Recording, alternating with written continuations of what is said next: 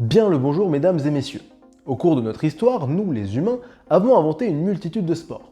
Certains sont devenus tellement populaires qu'ils sont aujourd'hui internationalement pratiqués, et à l'inverse, d'autres sont méconnus de la plupart des gens et ne se pratiquent que dans certains pays, régions, voire même villes. C'est de ces sports dont on va parler dans cette toute première série de vidéos, tu connais. Pour ce premier épisode, nous allons nous rendre en Italie, plus précisément dans la région de Toscane et encore plus précisément dans la ville de Florence. Niveau sport, Florence est surtout connue pour son équipe de foot, la Fiorentina, qui évolue en Serie A. Bien sûr, le football n'est pas le seul sport pratiqué dans la ville, il y en a bien d'autres, et parmi eux, il y a celui qui nous intéresse aujourd'hui, le calcio florentin. De son nom complet, le calcio storico fiorentino, qui en français veut dire football florentin historique. Le calcio florentin est un sport de balle où deux équipes s'affrontent dans un match de 50 minutes, sur un terrain qui dispose de deux cages à chaque extrémité et qui ont la particularité de faire toute la largeur du terrain. Chaque équipe est composée de 27 joueurs et on retrouve 4 postes différents. Les gardiens au nombre de 3 joueurs, les défenseurs au nombre de 4, les attaquants au nombre de 5 et les milieux de terrain au nombre de 15 joueurs. L'objectif est simple, réussir à mettre la balle dans les cages adverses pour marquer des points. Chaque but rapporte 1 point et petite spécialité, si vous ratez un tir, vous offrez un demi-point à l'adversaire. Pour marquer, vous pouvez faire des passes à vos coéquipiers, que ce soit en avant ou en arrière, à la main ou au pied, et vous pouvez aussi vous déplacer avec le ballon. L'équipe qui à la fin du match a le plus de points remporte la partie. Maintenant parlons un peu tactique entre guillemets. Au vu de la disposition des équipes, vous aurez remarqué la forte densité de joueurs au centre du terrain. Les tirs de loin étant risqués du fait que vous offrez un demi-point à chaque tir manqué et aussi très peu efficace à cause des 3 gardiens, les attaquants sont donc obligés de se rapprocher le plus possible des cages adverses. La question est donc la suivante, comment faire? Pour répondre à cette question, on va mettre en avant la caractéristique qui décrit peut-être le mieux le calcio florentin, la violence.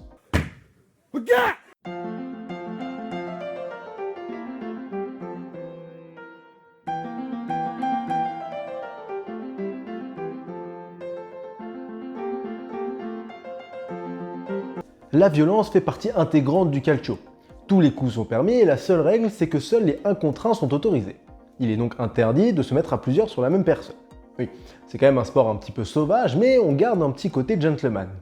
Alors, je vous rassure, le principe c'est pas juste de mettre et de se prendre des patates dans la tronche. Il y a une raison à cela. En fait, au calcio, il y a une règle qui dit que lorsque vous êtes plaqué au sol, vous êtes considéré comme hors-jeu, et vous devez attendre que l'une des deux équipes marque un but pour reprendre la partie. Du coup, au fur et à mesure des combats, il y a de moins en moins de joueurs en jeu, et donc l'accès aux cages est de plus en plus facile. Du fait de cette violence, les blessures sont très courantes, au point que pour certains, un match de calcio sans blessure, ça n'existe pas. Un peu comme un match de foot sans simulation ou un match de rugby sans troisième mi-temps. Étant donné que les joueurs se blessent très souvent, ils ne peuvent pas enchaîner des matchs comme dans d'autres sports. Du coup, il n'y a qu'un tournoi dans l'année, les Torneo dei Quattro Quartieri. Ouais, pas mal l'italien.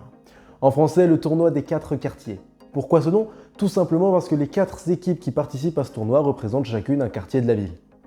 Nous avons les rouges de Santa Maria Novella, les blancs de Santa Spirito, les verts de Santa Giovanni et les bleus de Santa Croce. Le déroulement du tournoi est simple, un tirage au sort, 2 demi-finales et une finale. Rien de plus. Du coup, au maximum, une équipe peut jouer 2 matchs par an.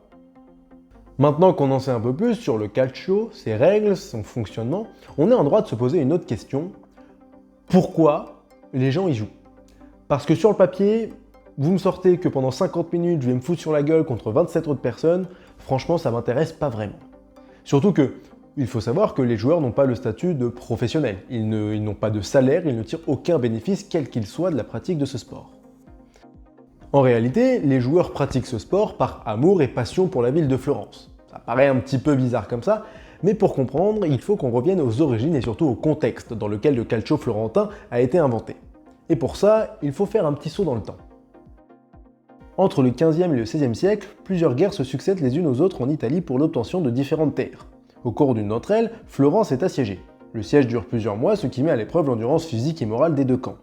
Les Florentins, pour montrer à l'ennemi qu'ils sont encore pleins d'énergie et prêts à se battre pendant encore longtemps, décident d'organiser une grande fête et un jeu, un match de calcio. Par conséquent, le 17 février 1530, pour être précis, le calcio voit le jour pour mettre en avant la force et le courage des Florentins afin d'impressionner l'ennemi. Stratégie qui a plus ou moins marché étant donné que Florent finira par tomber au bout de 10 mois de siège. Malgré la défaite, les Florentins gardent en tête la combativité et le courage qu'ont eu leurs ancêtres au cours de cette bataille, et le calcio est en quelque sorte une manière d'honorer leur mémoire. De plus, pour les joueurs, c'est aussi une façon de représenter leur quartier respectif.